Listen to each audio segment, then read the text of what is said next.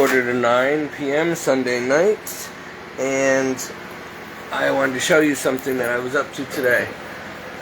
So my iguana was very unhappy apparently in his little tank, and he started growing so fast. So he outgrew this tank right here in the kitchen. It's like a 10-gallon tank, right? And so I decided to go on and look for free curio cabinets or china cabinets, you know, because they're made out of glass and they're pretty in the house. And so I got one today from Facebook Marketplace, a guy up the street who also is selling a house for real cheap. Of course, I probably can't afford it. I wouldn't be able to afford it alone, but I mean, I can see if I can try to get approved for a mortgage or something, but I don't think so, unless I can get a first-time home buyer or whatever. It's a big house, and it's real cheap, and it's in a nice neighborhood. It needs some updating inside, that's for sure. It's from 1957, and it still looks like that inside. It kind of, well, it needs all the carpet has to be ripped out. It might have some mold, whatever, but it's a big house. It's got 3 bedrooms, 1.5 baths, and a furnished basement with a 2-car garage, and a 4.6 acre lot. So most of the land is small and easy to maintain or whatever. But anyway, so back to what I was saying. I picked up this curio cabinet from him, and I decided to make, I had a vision, and I decided to make a iguana tank for my iguana. Check out, this is what I did. I had to make some holes in it and reconstruct it and whatever, but it was a really beautiful curio cabinet with glass shelves in it, and this is what I turned it into for the iguana, and the iguana is so much happier now.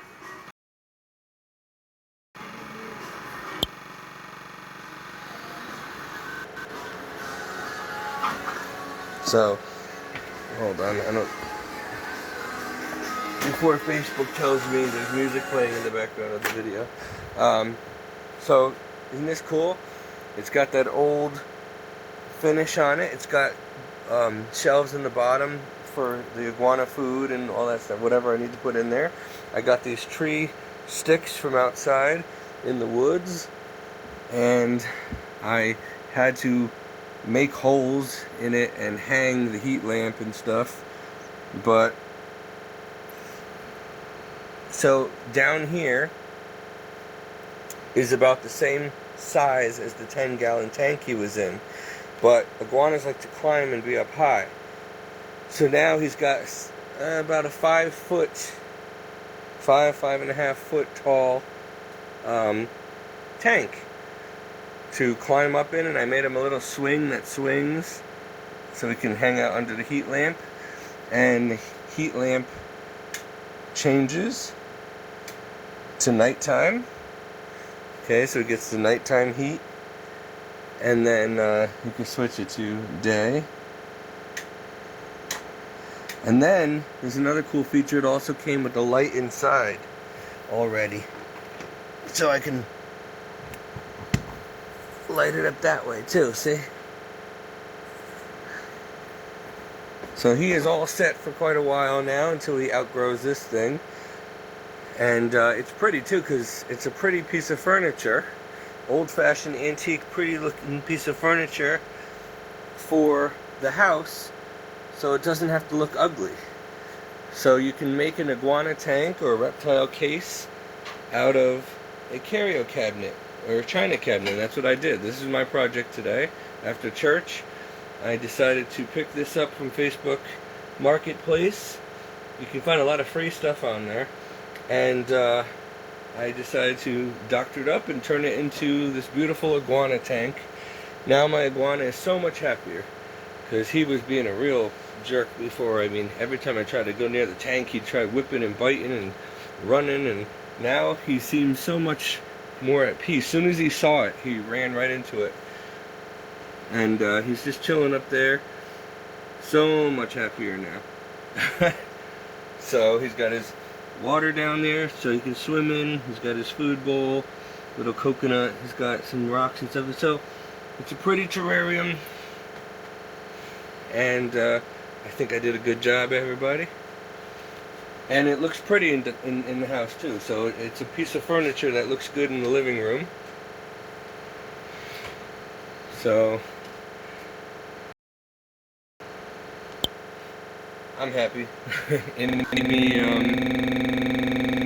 made me happy to. I love building things. I love creating things and designing things. And so I finally had a chance to work on a project. It took a couple hours, and I really feel like I did something. You know, I created something pretty and useful.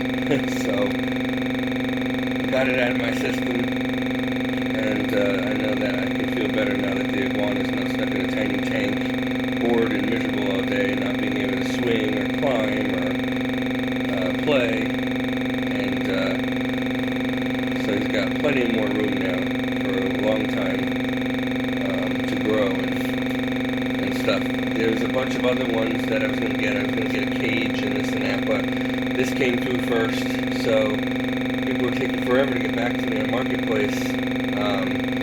And some of the curio cabinets were so big I couldn't fit them in Donna's car, so I was going to get a big long one, like the top of a china cabinet for a dining room. That would have been awesome. So eventually I'll do that next when he gets too big for this vertical one. I'll get him one that's 2 or 3 times as wide as this one, and he'll be happy in there. He'll have heights and he'll have width to run around. So I've never seen him so happy. He's actually chilling in here. He's looking all around. It's a new environment. He's not freaking out and running from me every time I go near the tank. He's looking down now. So he's got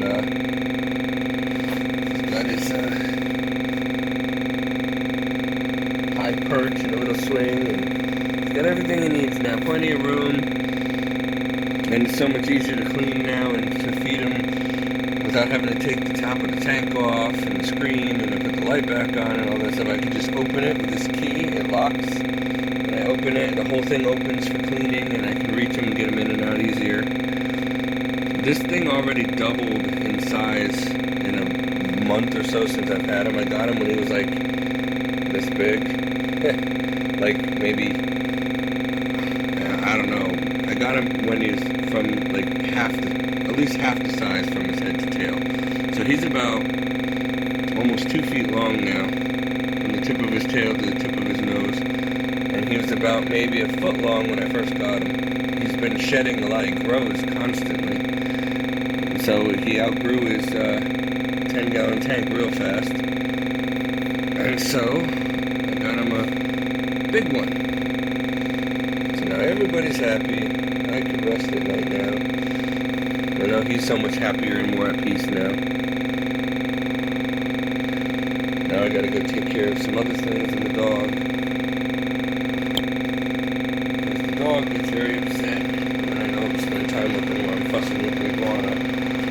He wants to eat the iguana, and so does the cat. So I'm waiting for the iguana to become as big as the cat and the dog so that they don't have to worry about trying to eat him anymore. He'll eat them.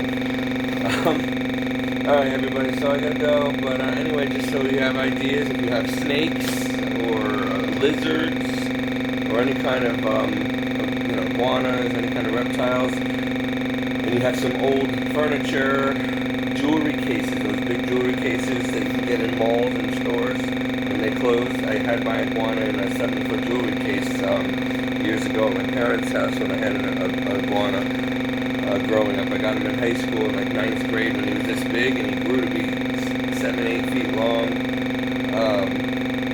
He was huge. He was so big that he just ran around the house. He didn't even stay in the tank anymore. He just sat on the couch all day. And it was with the dogs and played with the dogs. He was literally like the size of an alligator. So we couldn't keep him in the cage anymore, so we just let him run around the house, put him outside, go to the bathroom and stuff. Her name was Iggy. It was a female iguana, and she was so placid and nice. She didn't hit you or whip you or bite or try to escape. I used to walk her on a leash. I'd go in the convertible in my car, and I'd put her on my shoulder and have her on a leash, and she'd just chill, and she'd go everywhere with me. We'd swim in the pool together, but they lived about 15-20 years. So I got another one. This one's a red iguana. They said these ones are less feisty. Yeah, right. This one is a lot more feisty. It's quite...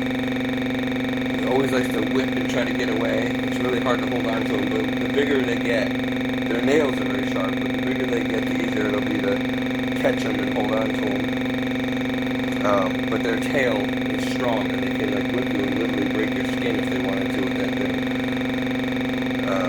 But anyway,